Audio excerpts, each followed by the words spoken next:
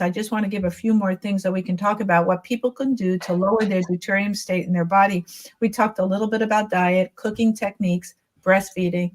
Breastfeeding feeds bifidobacteria for the baby. And breast milk is a low deuterium nutrient. And breast milk, breastfeeding. And babies who are fed to 2 years old, by the way, are the healthiest babies. Just saying, 2 years old is a magic number. But I want to talk, because Dr. Mack has talked a lot about this last month on our turbo cancer segment, fasting. Fasting lowers deuterium states. And recently, Dr. Mack has published a piece that there was a hit article on fasting. For sure, fasting is a way to lower deuterium. I read some references. Well, you're processing the fats in your body, which are low in deuterium. The fats are synthesized with low deuterium.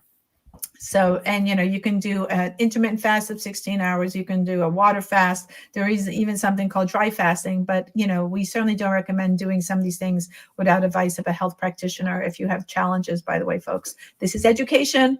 Yes. That's not I wanted to get in one thing, which is long COVID, because I think it's really interesting. There's a number of different deficiencies that are associated with long COVID. And many of them are directly connected to deuterium and glyphosate. And I have a list here: melatonin deficiencies linked to long COVID, vitamin D deficiency, NAD, which is this niacin. It comes from niacin and glutathione and then bifidobacteria, low bifidobacteria. All of those things, low supply, is linked to long COVID, and all of those things are going to be impacted in the same way by glyphosate. So I think I have really long believed, as soon as I started seeing COVID and seeing how the U.S. was so sensitive, we had really bad outcomes from COVID compared to, for example, Africa.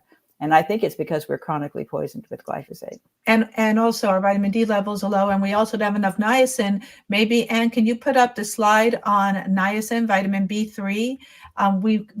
These B vitamins, folks, are in your foods. Yeah, you can see some of the foods high in niacin, and look, there's that hydrogen in there. And this was recently also brought down poo-pooed in some recent literature. When you see like this stuff starts to get poo-pooed, pay attention. You probably need it.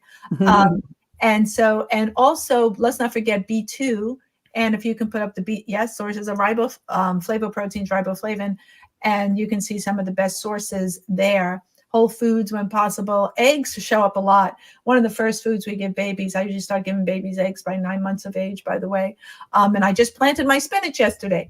But make sure they're grass, pasture raised eggs, organic feed, please. Yes, please pastured, grass-fed, grass-finished meat, organic regenerative when possible.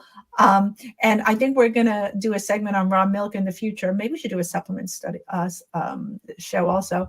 But I wanted to tell folks 2 more things. Sunshine will reduce your deuterium, and infrared light and infrared saunas can reduce also deuterium. And that's because they grow the exclusion zone water. The gelled water traps deuterium. And so it's a very simple reason for that. The viscosity.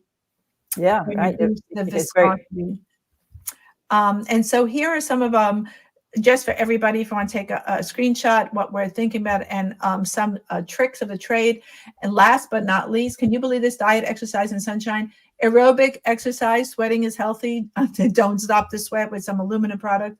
And this magic combo, with a keto diet for fat burning, you will get subsequent deuterium depletion. So here is some suggestions for those of you listening, that how we can support ourselves without drinking the light water, because those deuterium depleted waters, you have to mix them, which is what Steph does, but they're also expensive.